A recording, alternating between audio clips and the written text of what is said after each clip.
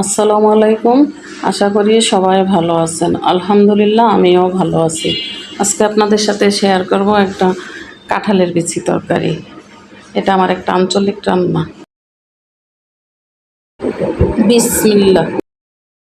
প্রথমে আমি কড়াই মাছগুলোকে হলুদ লবণ দিয়ে মাখাই রাখছি, এগুলো ভাজা নিব। আমি এখানে রুই মাছ নিছি, রুই মাছ দিয়ে কাঁঠালের বিচিটা আজকে আমি রান্না করব।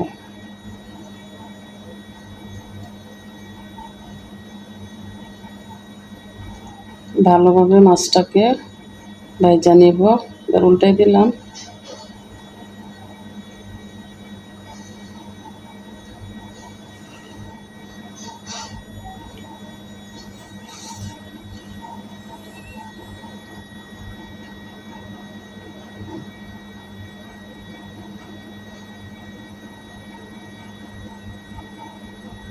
মাছটা নামাই ফেললাম। এবার মাথাটাকে আরেকটু ভালোভাবে ভেজে নেব। চারদিকে ভালো করে উল্টাই উল্টাই দিব যেন ভালোভাবে ভাজা হয়।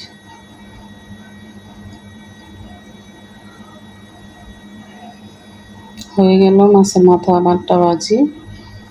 এবার নামাই নিলাম। এবার একটু তেল দিয়ে দিব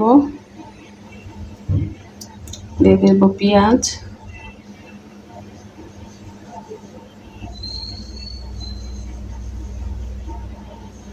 একটু নাড়াচাড়া দিয়ে এবার দিয়ে দিলাম কাঁঠালের বিচিগুলো। আমি কাঁঠালের বিচিগুলোকে একটু ভাপ দিয়ে নিচ্ছি। কাঁঠালের বিচিতে যে কষ থাকে, কষটা চলে গেছে। আমি সাথে কয়েকটা ছোট আলু দিয়ে দিচ্ছি। আলু আমার ছেলেমেয়েরা খাইতে পছন্দ করে। হলুদ আর লবণ দিয়ে আমি বিচিটাকে ভাইজা নিলাম। একটু নেড়ে চেড়ে ভালোভাবে ভাইজা নিব। আমি কুমিল্লার মেয়ে তো, আমাদের কুমিল্লার মানুষরা এরকম একটু সব তরকারি বাইজা খাইতে পছন্দ করে। ম্যাক্সিমাম তরকারি বাইজা রান্না করি আমরা, তাই আমি এটাকে একটু ভাইজা নিতেছি। হালকা একটা ভাজা দিয়ে নিলাম। এবার দিয়ে দিব মরিচের গুঁড়া,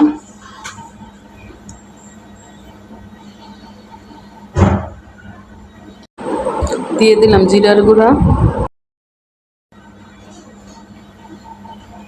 একটু ভালোভাবে মিশাই নেব। ঝালটা যার যার পছন্দ মতো দিবেন, কিন্তু কাঁঠালের বিচিতে একটু ঝাল হলে ভালো লাগে। এবার ঝোল দিয়ে দিলাম, পরিমাণ মতো ঝোল দিয়ে দিলাম। একটু নেড়ে চেড়ে মিশিয়ে বলক ওঠার পরে এবার মাছগুলা দিয়ে দেব।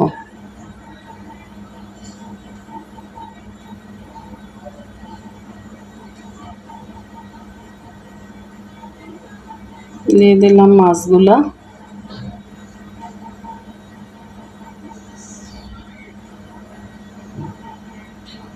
একটু নেড়ে চেড়ে মিশাই দিব।